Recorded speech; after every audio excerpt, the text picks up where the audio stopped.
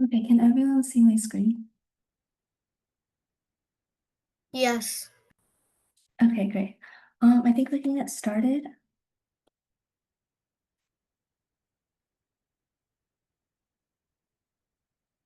Okay, yeah, so my name is Emma, and I'll be going into junior year next school year. I'm from Washington, and I've been in the competition math circle since elementary school. Besides math, I like reading, traveling, playing card games, and collecting stationery. So I think we should do a little icebreaker first. Why don't you guys share what state you're from, what grade you're from, and what math competitions you've done?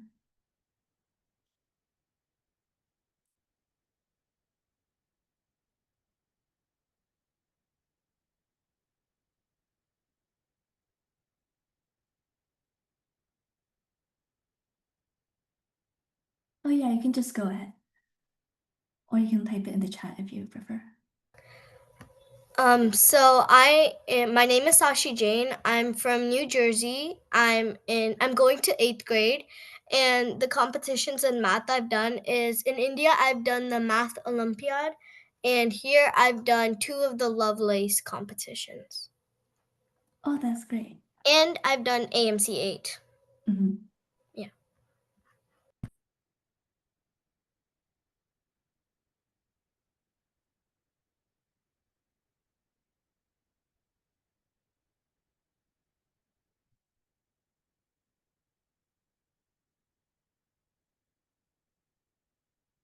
Does anyone else want to go?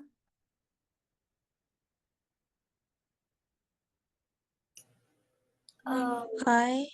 Oh, can I go? Yeah, go ahead. Yeah. Hi, my name is Nandita. I am going to go to ninth grade for the upcoming year.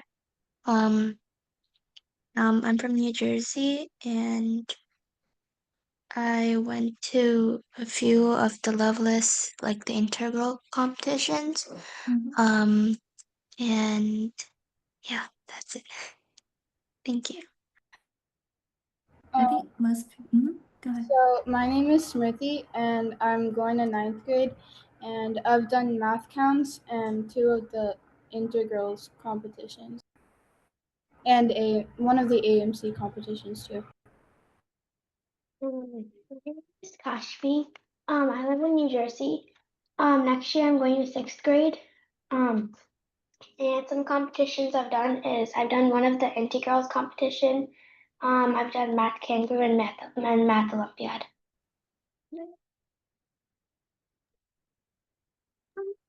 Lisa. I'm an incoming 7th grader. I've done a math olympiad in India and one of the integral math competition. Hi, my name is Zainab. I'm from Turkey. I live in New Jersey for 1 year, and I've done Math Olympiad.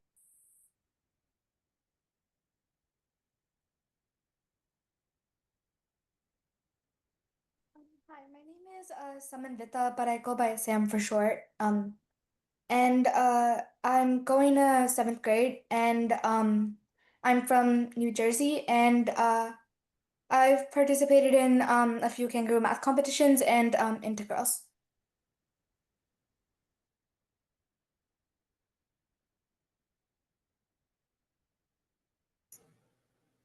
Hi, my name is Advita. I'm going to 7th grade next year, and I've done math counts, math league, and one of the integrals competitions.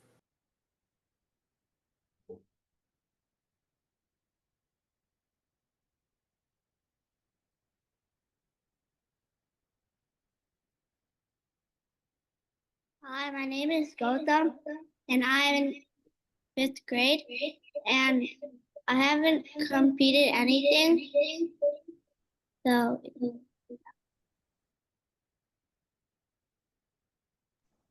I'm Violet. I'm from Connecticut and I'm going into 5th grade. And I've done a lot of different competitions, but some of them I've done is Math Olympiad, Math Kangaroo, Integrals, and AMCA.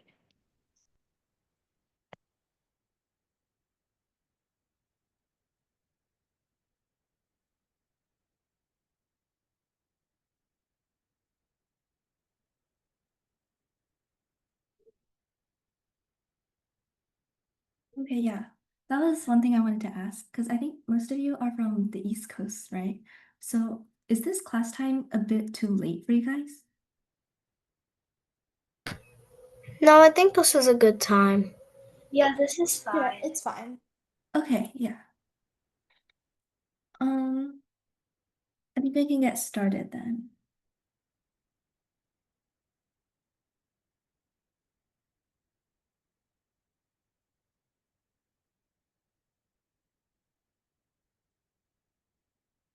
Okay, so our class format will basically be like these slides, and then the slide and recording should be posted after class.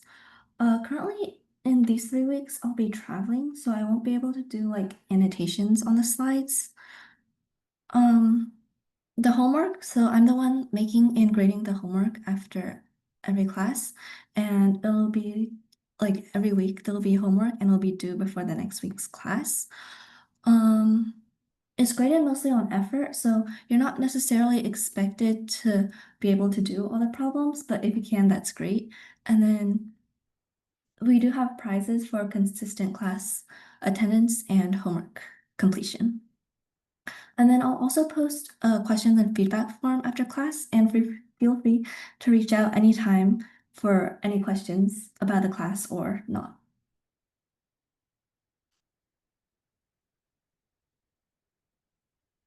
This is our 7-week class schedule. You can see it, hopefully. And then basically we have a final test after class 7. It'll be asynchronous and it'll probably just be like a Google Forms or something, but you have to complete it to like complete the course.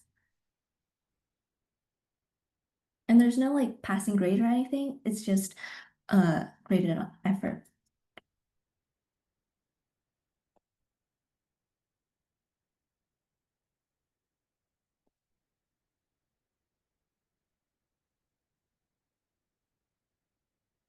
Okay, yeah, this is what we'll be doing today. This is the first class I'm teaching here, so if there's anything on like pacing or notes or anything that you have for me, do let me know anytime. And then if it's too fast or too slow, let me know as well.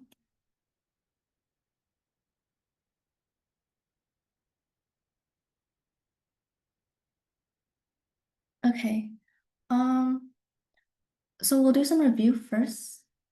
Do you guys want to just like answer out loud or in the chat or anything?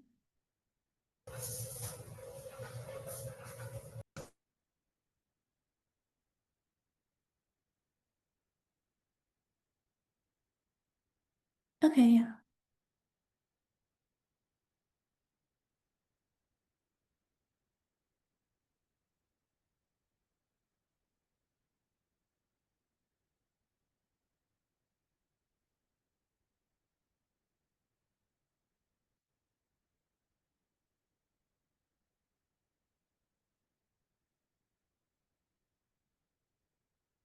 Yeah, feel free to private message if you'd like.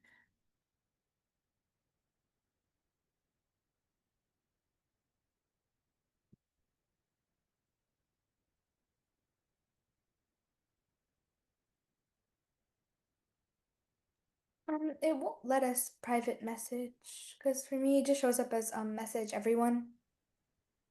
It's letting me private message. You click on like the little like where it says to and it says everyone, right? So you click on the word everyone and it should give you like a list of all the participants. Oh, I can't really like see that. It just says message everyone. Oh. I don't know what to do. Where did I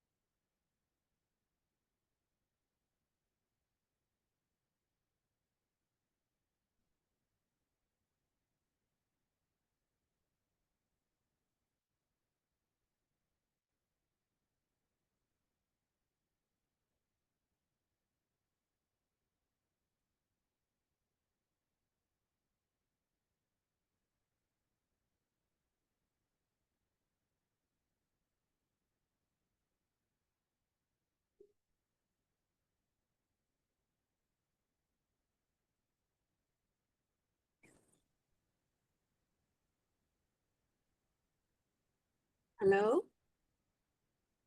Hello? Hello?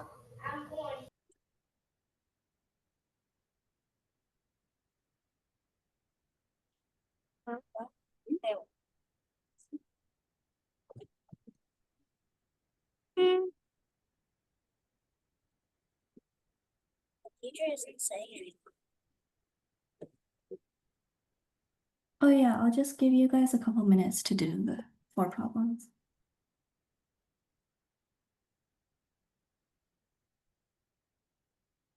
Oh. 你能看到那些 problem 吗？它是 exponents. 2 to the power 5. 2 to the power 5.8 to the power of 3 equals 16. Equals 6.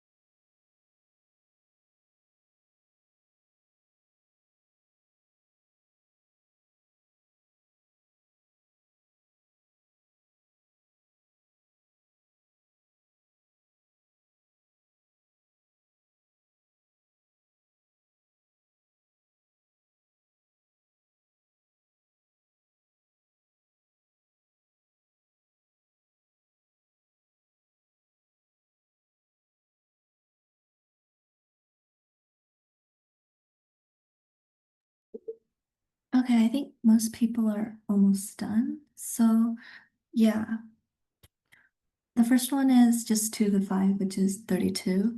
And then the second one is just reviewing adding exponents of the same base. So you can just change it all to 4 to the something first, or you can change it to 2 to something. So for example, 2 to the 5 and then 8 cubed is the same as 2 to the 9. And then 16 is the same as 2 to the 4. So then if you add the exponents, you should get 18. So 2 to the 18 is 4 to the 9. And then the third one, 2 to the 6 is the same as 8 squared, sorry. And then the last one, the main thing is that for the order of exponents, you go from top down. So you do 3 squared first, which is 9, and then 4 to the 9. And you don't have to solve that. You can just say 4 to the 9. Does that make sense? Yes. Yeah. Okay, great. And then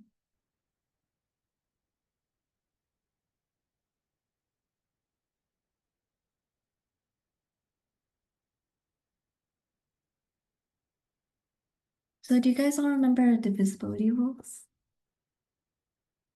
Yeah. Okay, do any of you guys know any of these divisibility rules? Yes. Mm-hmm.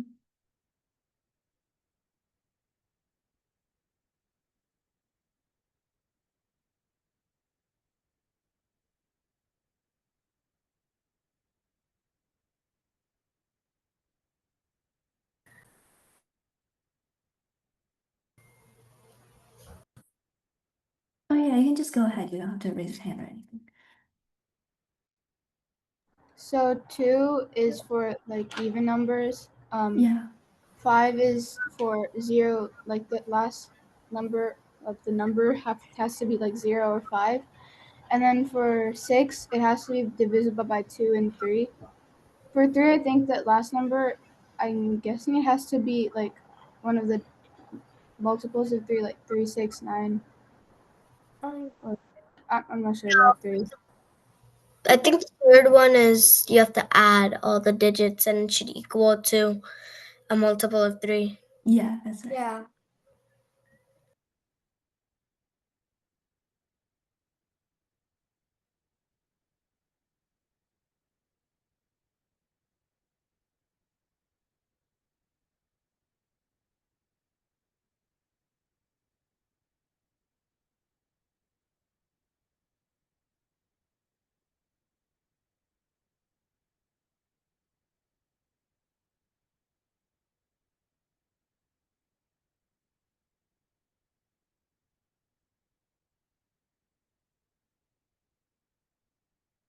Yeah, that's okay if you guys don't know all of them. I'll just put them here for now.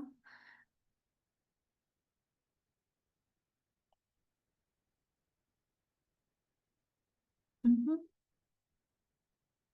And then, do you guys have any questions about any of these? No. No. Okay, and then let's continue.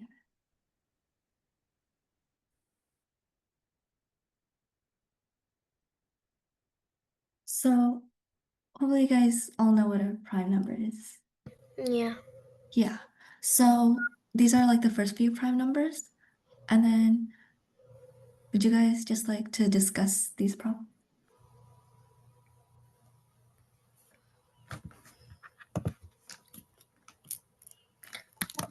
I think like uh so like one is neither prime nor composite, but like for the Yeah. first one. Yeah, and I believe 0 is also not a prime number. Or Yeah, it's not. and for the second one, I'm pretty sure 2 is the only even prime number. Yeah, it is. Because And if yeah, and negative numbers can be prime, I guess. yeah, that's an interesting question, but usually they're not considered prime because they're also divisible by like -1 and negative itself. So it has more factors than just one in itself. Okay.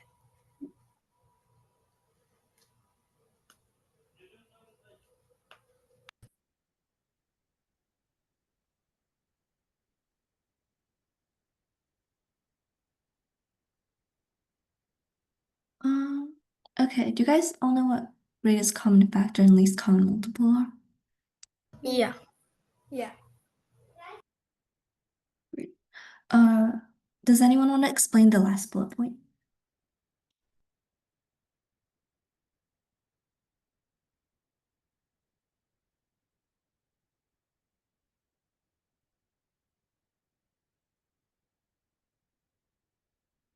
Wait, is it the GCD times the LCD? Yeah.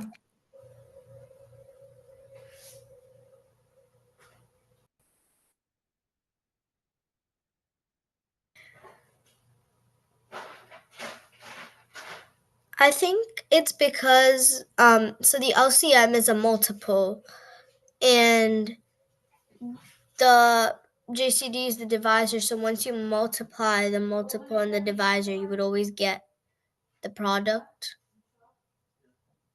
Not always. It's important that it's like the greatest factor and the least multiple. Yeah, good guess. So basically, for example, for 12 and 18 here, if we consider each prime factor separately, so 12 is 2 squared and then 18 is 2 to the first power. So with these two, one will be bigger and one will be smaller. Or if they're the same, then, it's the same. But for example, 2 squared will be part of the least common multiple because it's bigger, and then 2 to 1 will be part of the greatest common factor because it's smaller, right? So for each prime factor, it'll be either one or the other, and since there's only two numbers, they'll both be considered when they're multiplied together, if that makes sense.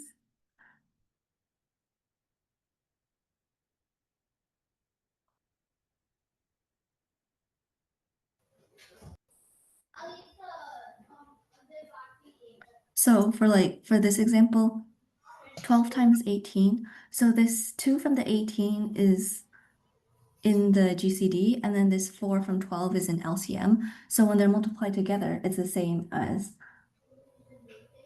the from 12 times 18, because it doesn't matter the order, only the product. That makes sense.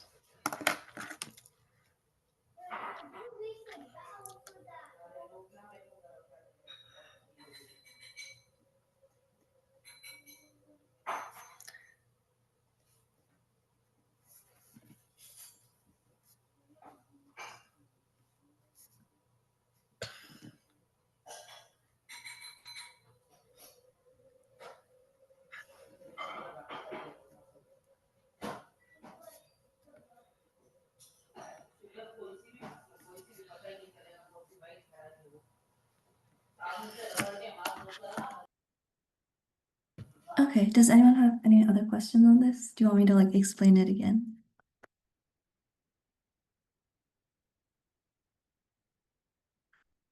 No, I think we can move on. Yeah, I don't really have any other questions.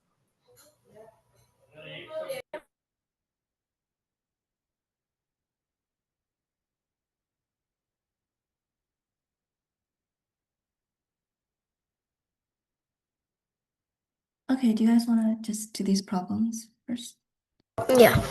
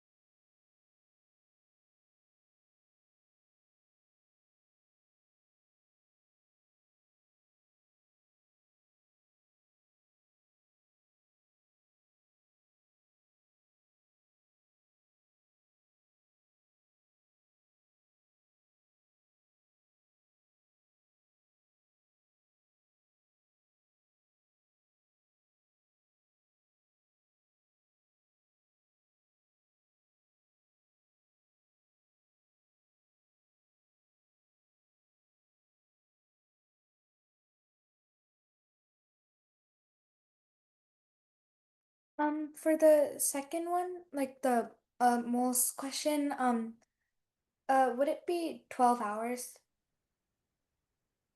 Yeah, good job.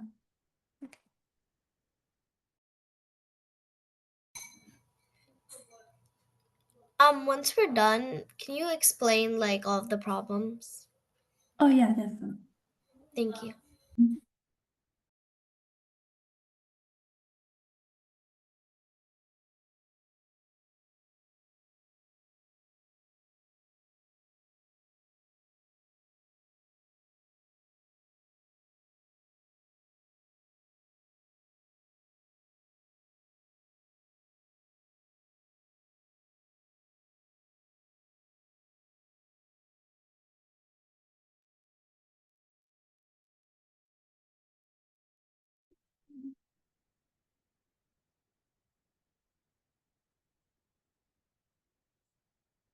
I just need to do the last question. Oh,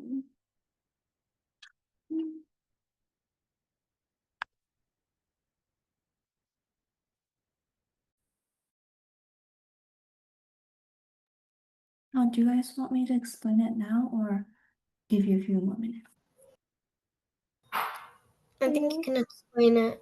Yeah. Okay. Yeah, I want you to explain it now. So for the first question, you already have one orange tree, and you want it so that 1% of the trees are orange, right? So basically, if you have 100 trees and one orange tree, then that means 1% of the trees are orange trees, right? So then you want 100 trees in total. And then since you already have 50 trees, then you need 50 more apple trees.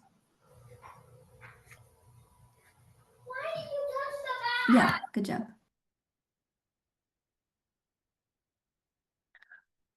Does that make sense? Yeah. Okay. Yeah. Yeah. No. I didn't get it. Oh, okay. So you want 1% of the trees to be orange, and you only have one orange tree. So if you have a total of, for example, 100 trees, and one of them is orange, then that means 1% is orange, right? Yeah. Yeah, so you basically, that's what you want. So you want 100 trees, and then in the garden, there's already 50 trees. So you would need 50 more apple trees. Thank you. Okay, yeah. Okay, for the second question, if 6 moles can dig 12 holes in 8 hours, then, so if you set the hours, if 6 moles can dig 12 holes in some number of hours, then that means two moles can dig 4 holes in that same number of hours, right? Because if you think about like every mole digs 2 holes in 8 hours, that would mean 6 moles can dig 12 holes in 8 hours. I get it. So that's the rate that each mole works at. And then since you have 2 moles, then that means you can have 2 moles dig 4 holes in 8 hours. Right? And then so you have 2 moles dig 4 holes in 8 hours, but you want them to dig 6 hours, so it'll take longer. So if the 2 moles they dig 4 holes in 8 hours, then that means each hole they take 2 hours. So then for 6 holes, that would take 12 hours.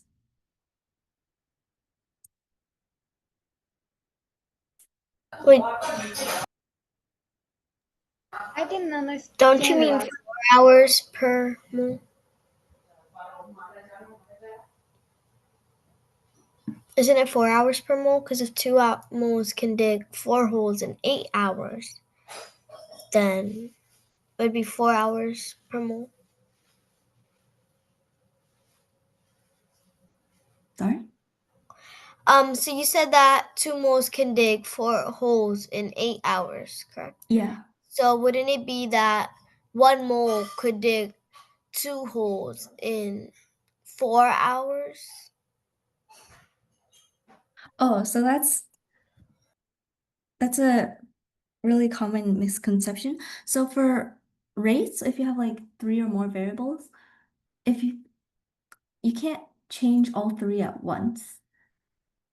So basically, if you think about it, like for example, let's say washing dishes, if you can wash 2 dishes per hour, then for example, you and your mom can wash 4 dishes in the same 1 hour, right? So like you can change 2 variables at a time because they're proportional, but you can't change all 3. Okay, thank you. Yeah, I get it. Okay, great. Does everyone get number 2, or should I explain it again? I get it. Okay. Can I explain number 3? Oh yeah, go ahead. So it's basically a rate. So it's the distance over the time. So the distance is a fence, and then the time is whatever time it takes the person to do it. So Alice's rate is 1 fence over 4 hours, and then Bob's rate is 1 fence over 6 hours. Mhm. So then you have to add them together to get their rate because they're working together. So I'm gonna call that rate 1 over t. So then the LCM of 4 and 6 is 12. And so Alice is 3 over 12 and Bob is 2 over 12. So then that's 5 over 12. So 5 over 12 equals 1 over t. So to find out what t is, you have to take the reciprocal of 5 over 12 because that's 1 over 5 over 12. So the reciprocal is 12 over 5, which must equal t. So that is 2 hours and 2/5 of an hour, which is 2 hours and 24 minutes. And then there's another way that's more of a shortcut, which I like to do. And you just take the LCM of 4 and 6, so that's the times it takes them to do it. And that's 12, and Alice can paint. Bob can paint 2, and Bob can paint 2 fences in 12 hours. And Alice can paint 3 fences in 12 hours. So then together they can paint 5 fences in 12 hours. So then the rate of them doing it together is 12 over 5 hours. Yeah, that's completely correct. Does that make sense to everyone? I don't really get it. Okay. Let me see if I can. So basically, the way I like to do it is Alice can paint a fence in 4 hours, and Bob can paint a fence in 6 hours. So we want to make the hours equal. So the least common multiple between 4 and 6 is 12, right? Although you don't necessarily have to take the least common multiple, any multiple will work. So basically, in the same number of hours, which is 12 hours, Alice can paint 3 fences in 12 hours. And then Bob can paint 2 fences in 12 hours. Does that make sense?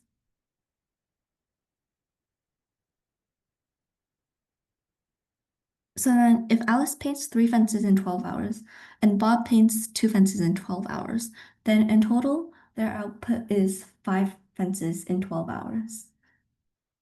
And then if it's 5 fences in 12 hours, then that's 1 fence in 12 over 5 hours, which is 144 minutes.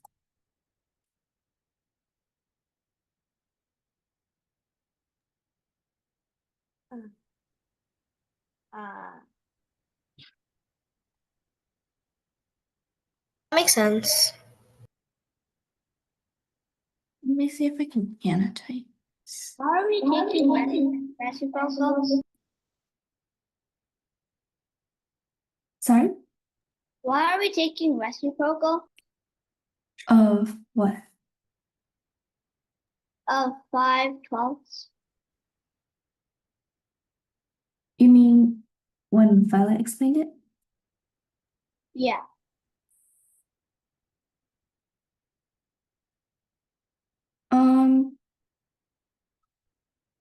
Because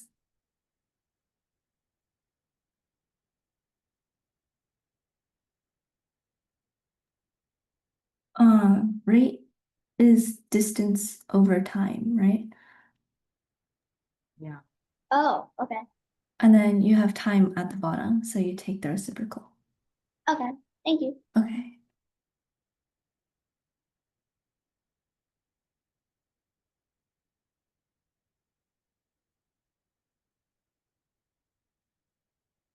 Okay, I think a couple people said they didn't get the second one. I'll try to see if I can annotate.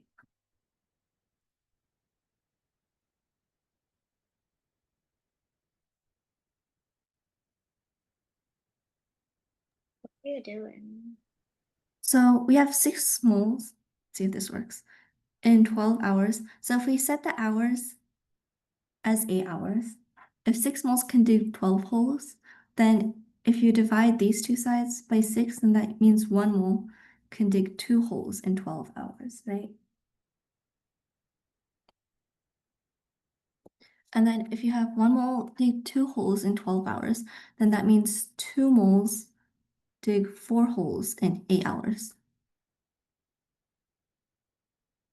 Because each mole you add can dig more holes in the same 8 hours.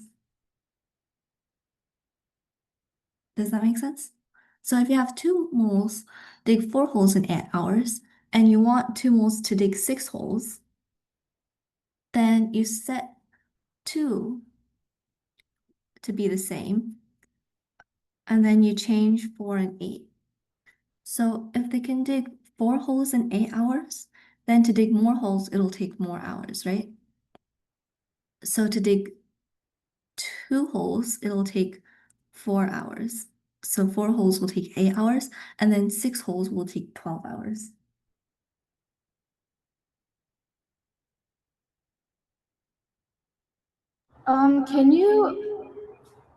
Can you send like an annotation or like a note sheet on this question or these questions so that we can look over it later? Oh, sure. If you want, I can like send solutions if you want. Yeah, thank you.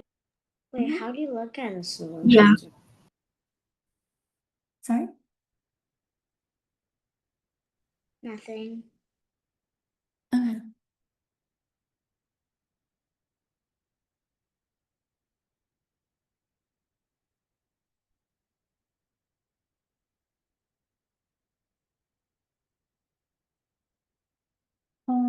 Should I move on for now? Yeah. Okay. Yeah.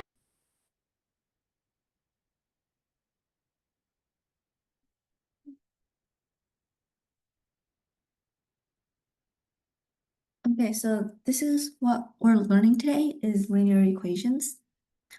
So basically, a line, 2 points define a line, right? But you can also define a line with just 1 point and its slope. So that's basically the basis of all these forms for lines on the coordinate plane. So first, to make it a line, both variables have to have degree 1. For example, if it's x squared, then that's a quadratic, not a line. And then there are these 3 general forms. The first one usually is the most common, but not necessarily, is y equals mx plus b. So this one is defined by 1 point and the slope.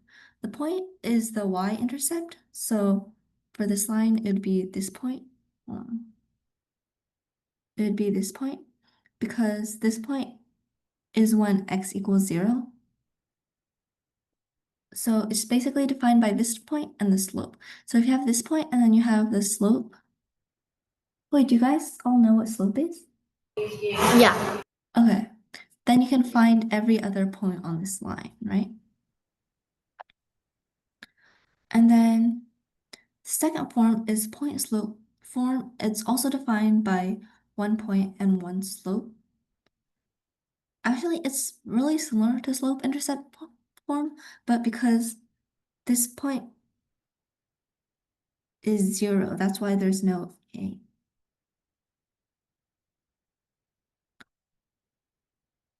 So basically, you don't have to use this y-intercept. You can use any point, for example, this point, which is -1, 2.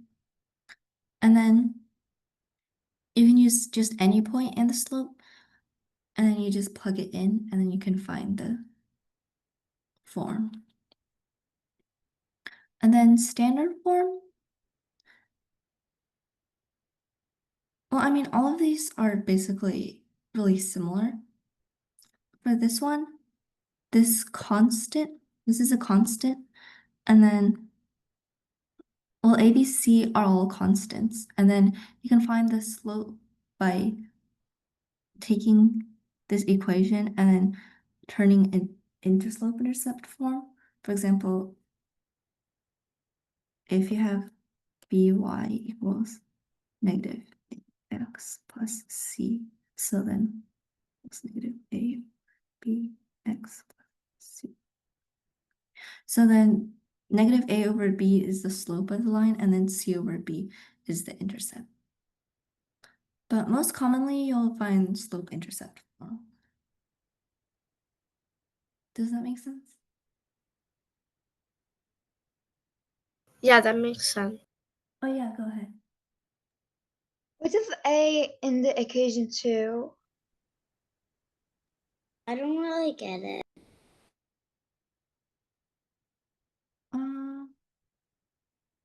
Okay. I think we'll just start with the first one. It's the most straightforward. So basically, you have one variable that's defined by another variable in terms of another variable. And then this creates this line of all possible solutions. So for example, if you want to say you always want to have twice as many cookies as your sibling, then however many cookies your sibling has, you have twice as many, right? So if your sibling gets 3 cookies, then you have 6 cookies. So basically, this y is you, and then this x is how many cookies your sibling has.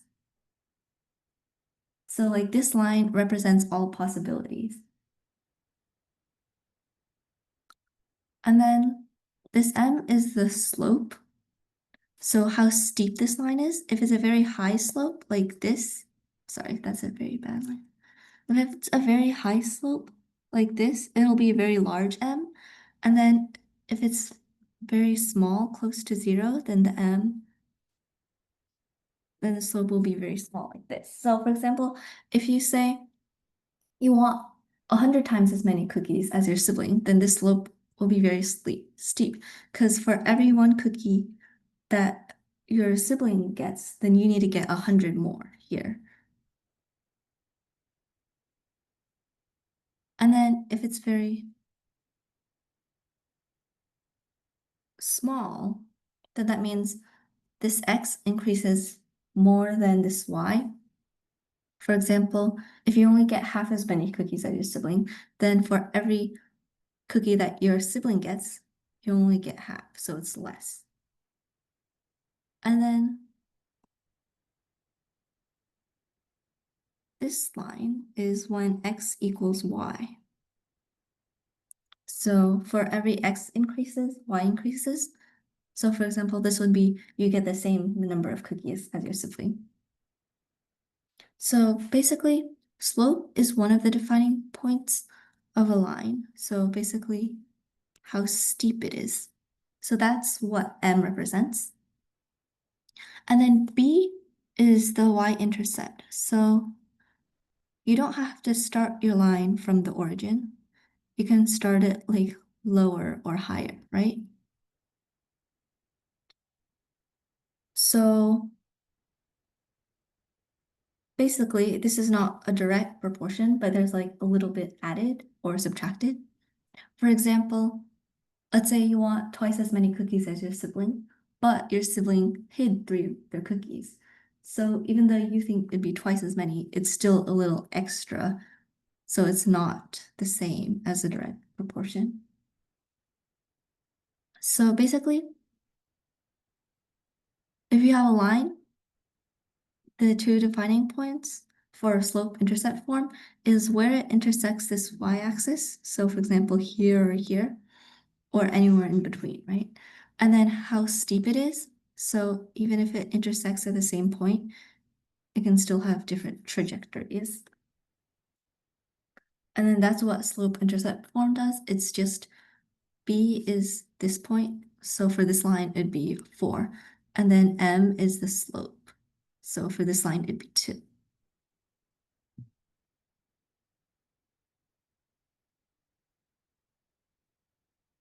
Does that make more sense? Yeah. Okay. Yeah. Yeah, and then the other 2 forms are pretty similar. It's just for a point slope form, you just don't use this specific point. You can just use any point on the line.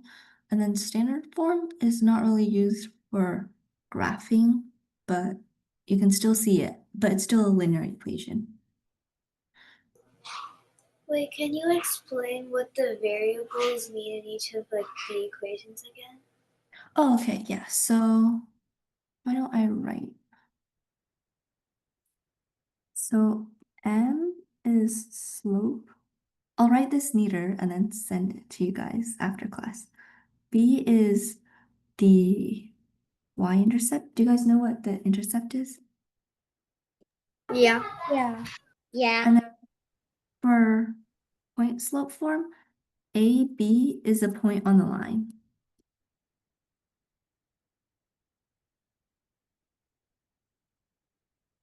And then standard form is not really used for graphing, so the numbers aren't really used.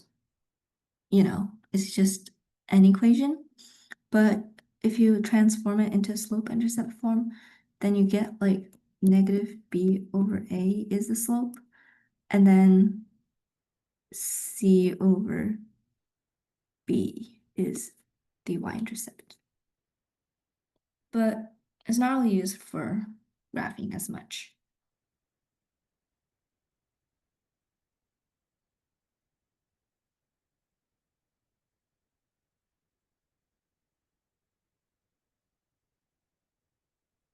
Does that make more sense? Yeah, thank you. Mm-hmm. Great.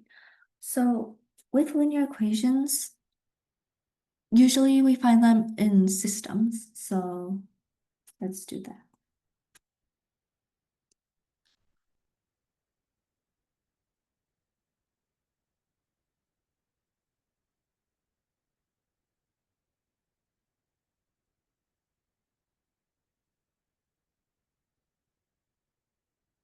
Okay, so systems for linear equations, they're usually 2-variable 2 equations or 3-variable 3 equations. So they need at least as many equations as variables. Otherwise, there's something called Diophantine equations.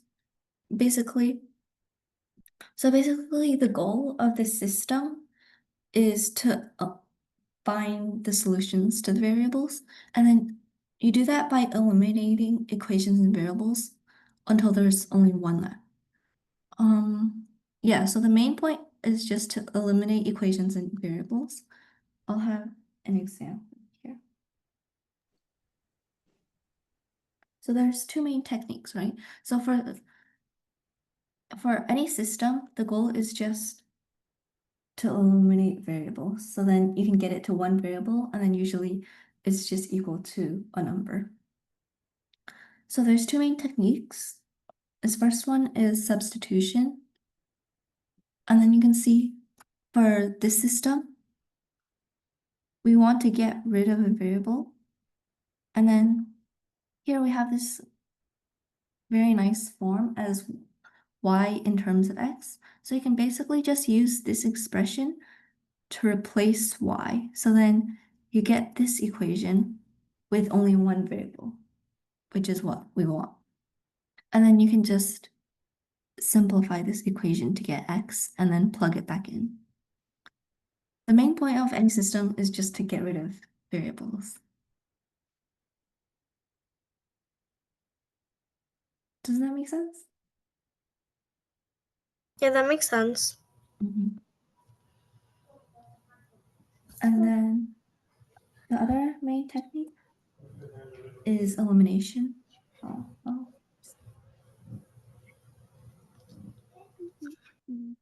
So the thing is still to eliminate variables, but here we don't have a very nice form of one variable directly in terms of another. So for example, we have y here and we have y here, right? So if we set these equations as the opposite constant for y, then when we add them together, the y disappears, right? So if we multiply this equation by 3 to get 9x minus 3y, then if we add this entire equation with this entire equation, then the y disappears because plus 3y minus 3y is 0y. And then we get something with only x. So that's what we're doing here.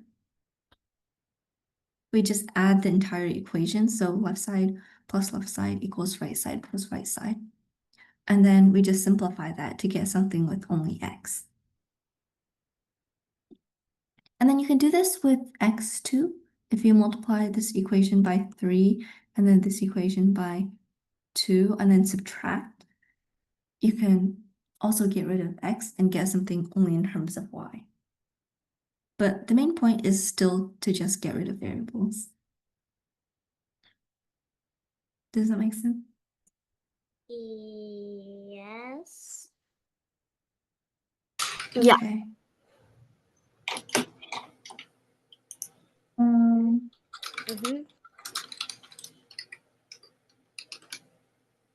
I have some practice problems here. I think they might be a little hard though. I think we're running out of time too. So why don't we just do the first one? And then I'll post like solutions to all the problems we did after class.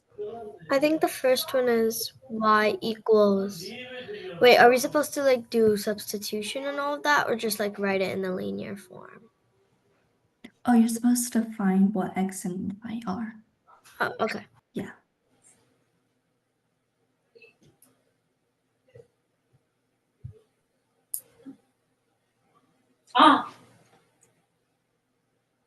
Yeah, you guys can just do that first.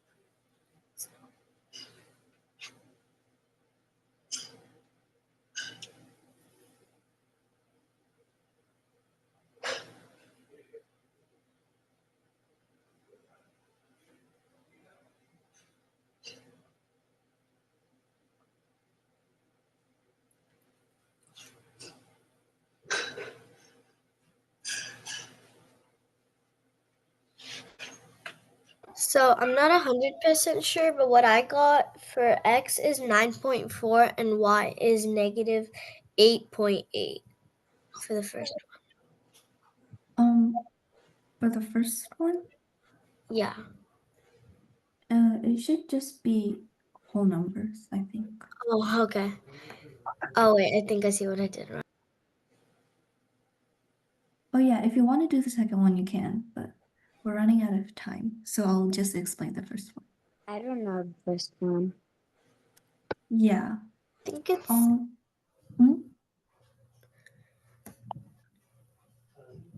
you having fun?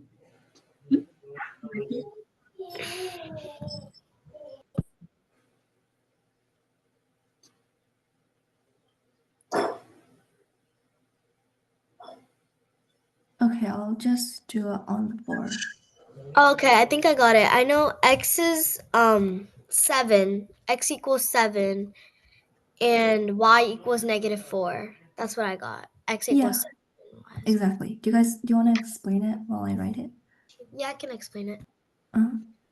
Okay, so the first thing you do is you multiply the first equation entirely by 4. So it becomes 8x plus 4y equals 40. Oh, yeah. Because now we have 4y on the top and we have negative 4y on the bottom. Mhm. So now we can add these two equations together and the 4y gets canceled out. So we have only x remaining.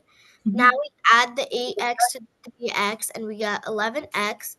And the 10 becomes a 40, so we add 40 to 37 and we get 77 equals. So 11x equals 77. Then we divide by 11 on both sides and we get x equals to 7. Now, I just didn't put it into the first equation, so you put 2 times 7 plus y equals 10, and that means 14 plus y equals 10. Then you just subtract 14 from both the sides, and you get y is equal to negative 4. Yeah. Can I Mhm. can I explain the other method of how to do it? Oh yeah, go ahead. Okay, so basically, first for the first equation, you know how it says 2x plus y equals 10? You can subtract 2x from both sides and get y equals negative 2x plus 10. And then just substitute that y value into the second equation. And then you will get 3x plus 8x minus 40 equals 37. And then once you simplify that, you'll get 11x equals to 77, which then you'll get x equals 7. And then all you have to do is substitute it back into the first equation, which would be 14 plus y equals 10, and then y equals negative 4. Yeah, exactly. Nice. Okay, I think class is almost over. I'll probably post solutions tomorrow because I'm traveling tonight actually. And then I'm really sorry for like my handwriting because I'm using my mouse right now. Yeah, homework and slides will probably be posted tomorrow. Make sure to do the homework and good night, everyone. All right. Thank Thank you. you. Bye. Is there going to be like another Bye. class for this? Sorry? Is there gonna be like another class for this? Another class? Yeah. Oh, we have class every week this time. Every week this time? Yeah, for 7 weeks. Okay. Bye. Bye. All right. Bye. Bye. Thanks, bye. Mhm. Bye. Thank you. Bye.